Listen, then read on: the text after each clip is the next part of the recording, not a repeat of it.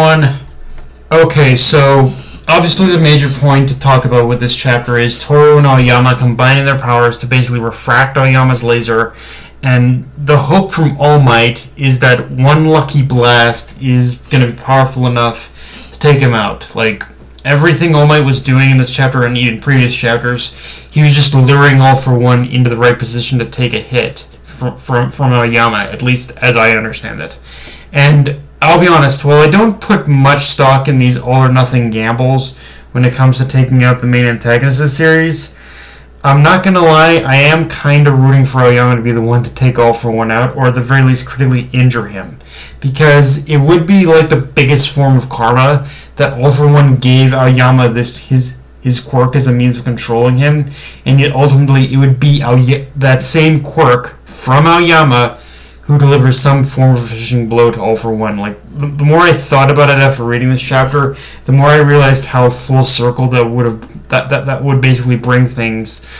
That for however much All for One has spent his lifetime controlling people by giving them quirks, Aoyama is the one person outside of those who have held One for All to actually openly oppose him.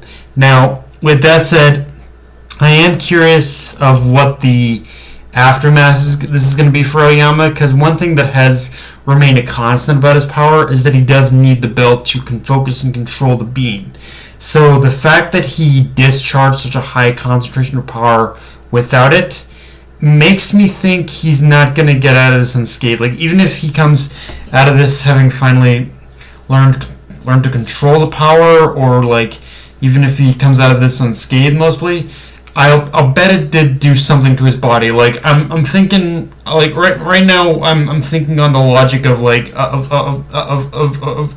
Inuyasha and Moroku's wind tunnel, and I am thinking that like a similar principle is going to apply to Prince Aoyama here, in the sense where his something about his body has been permanently damaged by this. I think this whole experience, and yeah, I wonder what that is going to be. Now, I did talk about where I hope this leads, but let's talk about my bigger fear of where this could possibly go as well, which is that I fear that all Aoyama might end up doing with this little stunt is killing All Might. Again, I don't know how likely that scenario is, considering that the laser is to some effect being controlled through Toru's refraction.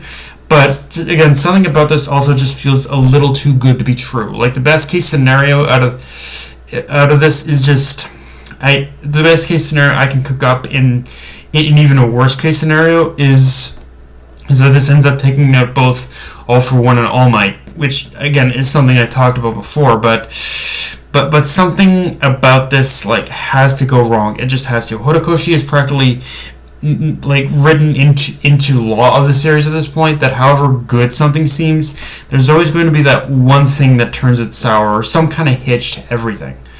The only other thing that does give me hope is that throughout this entire encounter, it was set up that All Might had been luring All for One into this trap.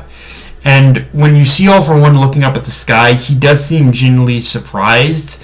So this might be taking all this information into account, this might be enough to take him off guard at least, and I don't know, at least critically injure him. And Horikoshi, I say this to you right now, Fat Gum better make it out of this alive. Like, he better not be dead or turn into some fucking plant monster thing, because honestly, if he is, I'm gonna be pissed. He is, Fat Gum to me has always felt like one of the genuinely wholesome, nice guy heroes. Like, no BS, no mask in which he was hiding some greedy side of himself. No, he was just a genuinely nice guy, not to mention the fact that even now, after being strung up and being slowly turned into a plant, in typical dadgum fashion, he still only cared about Aoyama and encouraging him. So yeah, please, Horikoshi, don't kill Fat Gum. I am begging you on that.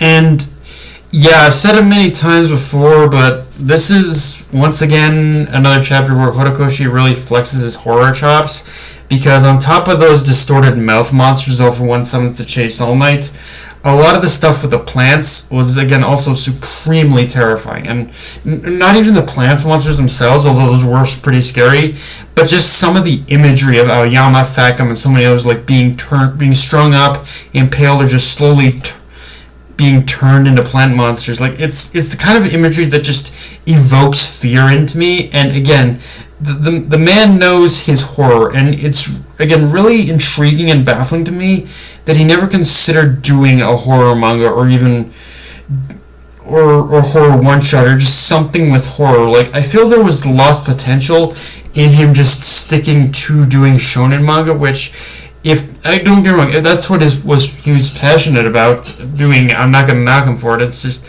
man, imagining Kohei Horikoshi horror manga, it sounds really cool to me, and I don't know how likely that is to happen now, considering again what we know about the behind the scenes and how he's just kind of about how Horikoshi's health is slowly waning. So I don't know how even likely that is at all. But again, maybe at least a one shot. I don't know. But yeah, it's like Horikoshi's art when it comes to doing horror has always been like one of the things that I've consistently really liked about the series is that he's always been good at evoking a sense of fear and a sense of fear out of a lot of his drawings. But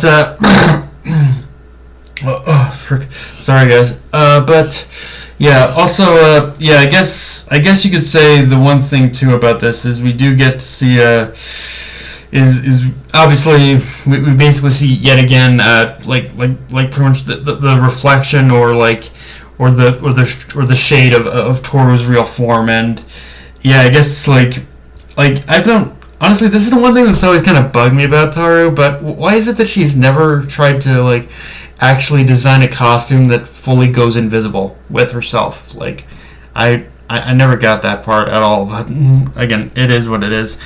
But, yeah, guys, that's all I got for this review. If you enjoyed the video, like, comment, subscribe. I'm on Twitter, Analyst Crunchyroll, push the notification bell, hit the subscribe button, and just share the video around, guys. Dark Knight of Anime, signing off. Later, everyone.